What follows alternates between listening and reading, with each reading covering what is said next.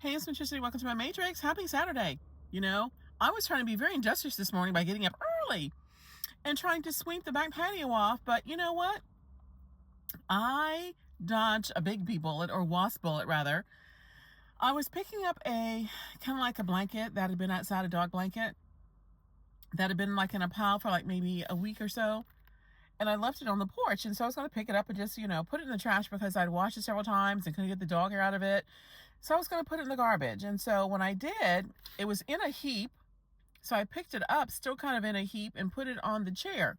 And when I put it on the chair, I heard horrible buzzing, angry, loud buzzing.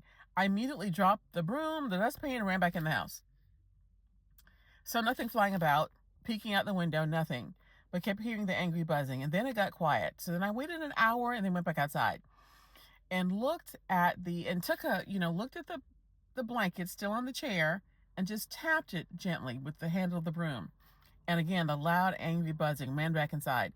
Well, apparently what has happened is that I picked up a wasp nest that was probably inside the blanket. And the way it is now, there's no way I can move the blanket really, because let's say that it's open on the bottom and that's where the wasps are. And when I do move it, even to put it in like the trash, the bottom will be open and those wasps will fly out and get me. So I've been in a quandary what to do, how to get that thing off the porch. And I thought, well, somehow they're going to have to go to wasp heaven. I'm so sorry, but they're going to have to go there.